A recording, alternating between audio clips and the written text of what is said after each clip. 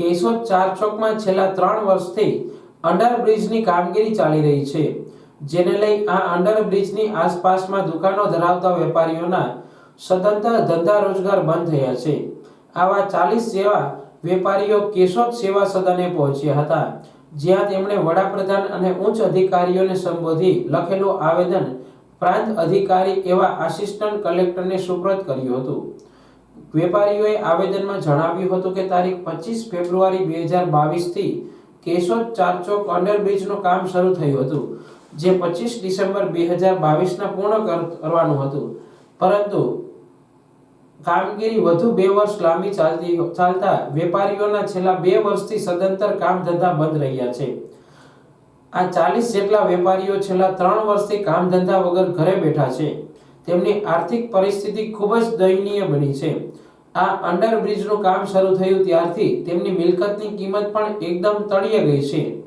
અન્ય જગ્યાએ ધંધા કરવા મુશ્કેલ હોય તેવા સંજોગોમાં વેપારીઓએ 25 જાન્યુઆરી 2023 થી જ્યાં સુધી કામ પૂર્ણ ન થાય ત્યાં સુધી દરેક વેપારીને દર મહિને 50,000 રૂપિયા જેવું રોકડ વળતર આપવામાં આવે, તેમજ આ સમય દરમિયાન પાલિકા દ્વારા ઉઘરાવાતા દુકાનો અને ઘરના મિલકત વેરા જેવા કે સફાઈ વેરો, દીવાબત્તી વેરો, નળ વેરા જેવા મિલકત સંબંધિત તમામ વેરા માફ કરવામાં આવે તેવી માંગ કરી હતી। આ અંગે વડાપ્રધાન, મુખ્યમંત્રી ગુજરાત અર્બન ડેવલપમેન્ટ, કલેક્ટર સહિતનાઓને સંબોધી કેશોદ પ્રાંત કચેરી આસિસ્ટન્ટ કલેક્ટરને આવેદન આપ્યું હતું।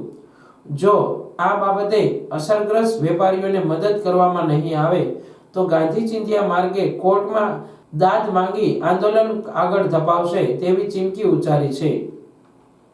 શાંતિલાલ મજીઠિયા, શિવશક્તિ ટ્રેડિંગ કંપની, ચાર ચોક।